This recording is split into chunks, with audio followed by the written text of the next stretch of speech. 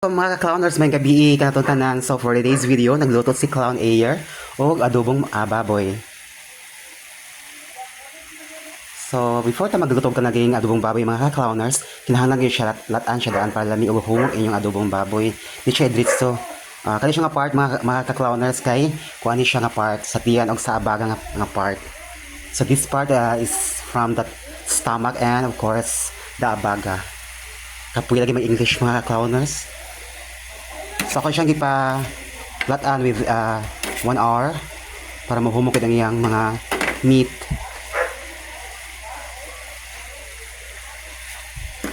So if we see the meat of pork is meat, and the meat of goat is chivon, and the meat of cow is beef, and the meat of chicken is chicken. Sorry, I forgot. Chicken na siguro, I forgot. So I'm so sorry mga ka-clowners. So imuha siya okay mga clowners. So padong ni siya motuho para magmantika na siya mga clowners. Para magmantika na siya mga clowners. Na siya gamay nga tambok mga clowners kung adobo ka kanagayng baboy mga clowners, kung mag-adobo ka mga clowners og baboy, kinahanglan lagi na siya gamay nga tambok para mas lami di siya lahi na sa kanang tambok ra puro. So ako gigamit mga clowners mao ni siya ang spatula nga nailang naglungag. Na a little bit dot. Sorry, na yung mga dot. So ako siyang kahinayan mga ka-clowners diri.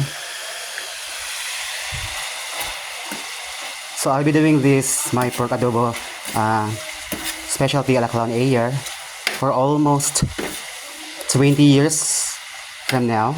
So it has been lang 21 years. Okay, kasi patawad-tawaran mga clowners.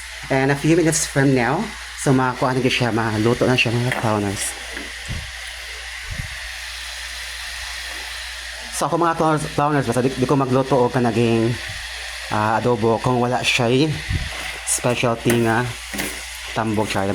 Mga clowners, kinahanglan din siya magluto ka adobo, hinayan din siya in medium heat.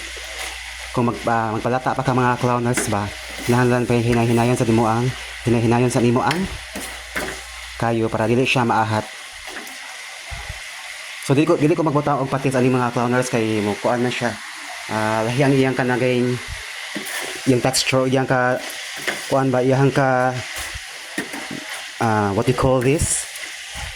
Iyang kalalabasan in Tagalog. Iyang ka kapuya lagi mga clowners. And thank you so much for watching. See you in my next short vlog. And this is your clown host / party host / events host Clown Ayer. And ang kanunay og maayong Sabado kanatong tanan. Daghang salamat.